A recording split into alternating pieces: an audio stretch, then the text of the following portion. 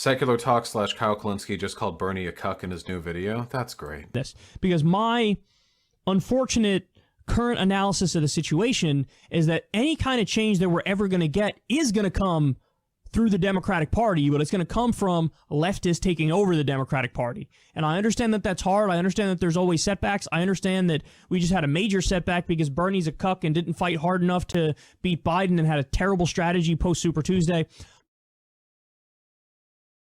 What a fucking...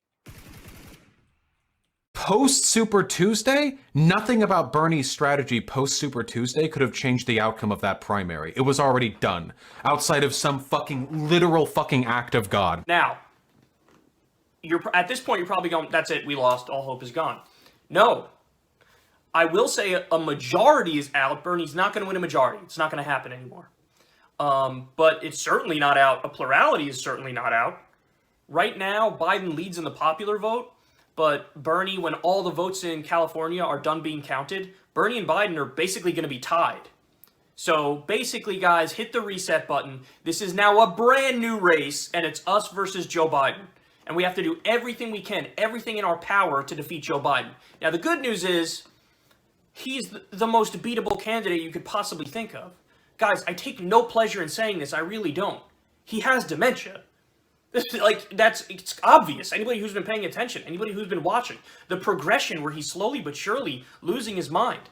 It's a terrible thing, but it's definitely happening. There's no question about that. It's right in front of your eyes. I mean, he can't form a coherent sentence. It's wild to see. But here's what we do. Number one, Bernie Sanders and his campaign has to aggressively expose Biden's record. To this point, every time Bernie opens his mouth, it's my friend Joe Biden, my friend Joe Biden, my friend Joe Biden. He even went as far as to, basically call out his own surrogate, Zephyr Teachout, when Zephyr Teachout wrote a factual article detailing Joe Biden's corruption. He said, no, I don't want to call Joe Biden corrupt. But he is corrupt. What are you doing? You're in a primary. You're running against him, and it's true. Truth is always a defense. Point number two. Tell voters, you have to tell them this in a similar way to what Trump did in 2016. Tell voters that this highly organized effort to take you down is because you represent the will of the people and you're not representing the corporate donors. And all of the Democratic establishment people who just came together in backroom deals, they did that to stop you because they represent the corporate donors. You have to call out the corruption. To this point, he hasn't done that. You have to call out the corruption and say that's what this is. The third thing, and this one is super important, you have to stress that Joe Biden is the extremist. It's not you, Bernie. You're the moderate. The reason why I say he should embrace the label of moderate and say, listen, Joe Biden is the extremist, is because Bernie, according to the polls, actually is in the center of mainstream American opinion. Whatever the American public believes, he reflects that on virtually all the policy issues. So what you need to do is let everybody know, remind everybody. No, me? No. Don't get it twisted. I'm the moderate in this race. I'm the centrist in this race. I'm representing the center of mainstream American opinion. You know who Joe Biden is representing? The donors. And then the fourth thing is you have to keep hammering away on electability and how Biden would definitely lose to Trump. Bernie has done more to extract concessions from the Democratic Party than everyone else over the past 40 years combined. Literally, nobody in the history of the Democratic Party has been more successful in extracting concessions than Bernie Sanders. It is extraordinary how good he has been at it. I've been very pleased that your staff and my staff have been working together over the last several weeks to coming up with a number of task forces.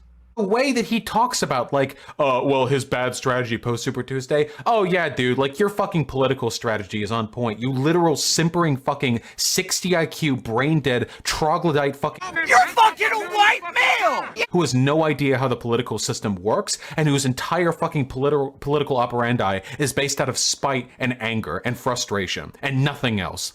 Holy fucking shit. I hate this guy. I fucking hate Kyle Kalinske so much. He's such a horrible, dishonest fucking actor. It's insane. I can't believe people like him. I understand all that, but I still think that the only way that we actually win is by taking over one of the two major parties. Yeah, no shit. So do you think it's going to be the Republicans or the Democrats? Oh, the Democrats? Okay, then I guess we should praise people who have done more than anyone else in history to extract concessions and move the Democratic Party left. Or no, we want to call him a cuck because you're still personally, emotionally fucking hurt that your daddy didn't do what you wanted him to do, which was like firebomb the DNC after Super Tuesday did. Should just like take a shotgun to her head. No, it's time to die now. Yes, that's what you should have done, Ian. I hope you learn your lesson. That's it, because that's the way our system functions. I think it's gross. I don't want to be a Democrat. I'm really an independent who caucuses with the left, but, you know... Don't fucking care. Didn't ask, don't care. Plus you're white. So Sorry I'm white! Sorry I'm male! Sorry I'm white! I'm sorry I'm male! Why? Why am I a monster? I just think it's rigged against independents and Greens, but Chris Hedges, prove me wrong and make me change my tune on third-party politics. I would love to be proven wrong. Maybe all it takes is somebody who's famous, who can run on one of those third-party banners and who could do well. I mean, Ross Perot... I fucking hate him so much. He's such a slimy, fucking disgusting political operative. I'm never going to be as big as Secular Talk. That's so frustrating, dude. Holy shit, that's so fucking obnoxious. I'm never going to have the reach he has. Oh, boo-hoo! Let me play a sad song for you on the world's smallest violin.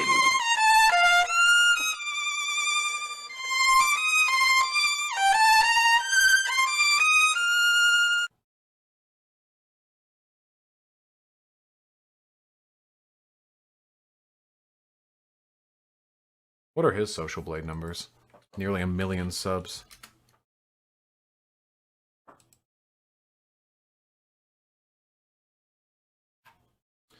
What do I get? 4 million views a month?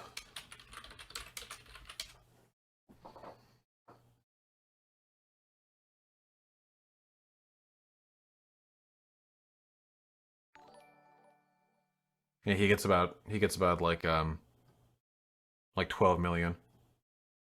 Yeah, Sake, I'm coming around to your take on Kyle, but only because he's like a crazy Bernie or bust dipshit. Vaush has had one too many sexual allegations to have that kind of reach. I don't think like being creepy to a girl 3.5 years ago on Discord before I had a public platform really disqualifies a person from public outreach, but...